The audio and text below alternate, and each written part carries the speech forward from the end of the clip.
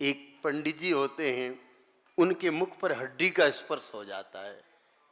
मुंशी प्रेमचंद के द्वारा रचित गोदान नामक उस काव्य में स्पष्ट लिखा है कि एक पंडित जी के मुख पर हड्डी छू जाती है तो सारे पंडित उनको वो कहते हैं भाई आप लोग बताओ क्या आदेश, वो कहते हैं भाई आप लोग बताओ क्या आदेश है।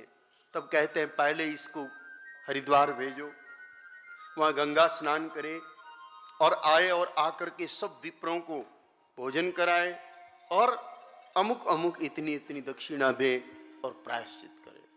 महाराज कितना बड़ा खर्चा है। प्रायश्चित में तो खर्चा होता ही है, लेकिन गैया मैया एक ऐसा साधन है जो बिना किसी खर्च के हमारा प्रायश्चित करा देती है। हमें तो अधिक जानकारी नहीं है, हम तो ग्वाले हैं, अधिक शास्त्रों का ज्ञान भी नहीं रखते। आज हमारे बीच में वृंदावन से आचार्य सत्यम जी आए हुए हैं। आप शास्त्रों के ज्ञाता भी है, हम तो पढ़े लिखे भी नहीं है,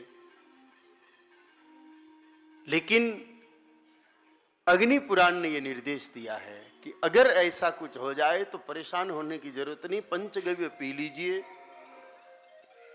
और पंचगव्य पीने के साथ साथ गैया के चरणों की जो रज है वो गोमय में मिला के अपने मुख पर लगा लीजिए, पवित्र हो गए, सारा काम समाप्त, कोई परेशानी नहीं।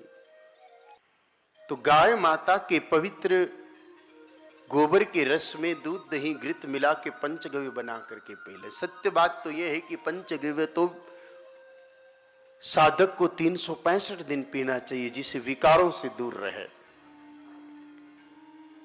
किसी भी प्रकार का विकार प्रवेश न करेगा। अगर हम लोग सुबह सुबह जब आप चाय का प्याला हाथ में पकड़ते हो, पता नहीं उसमें कितना अपराध है, आप विचार करोगे तो समझ में आएगा।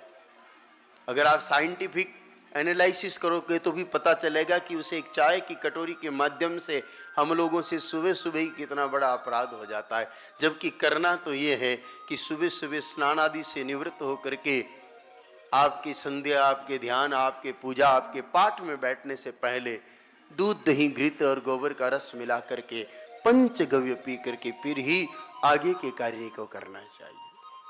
कोई विकार प्रवेश कर ही नहीं पाएगा, किसी भी प्रकार का विकार प्रवेश न कर पाएगा।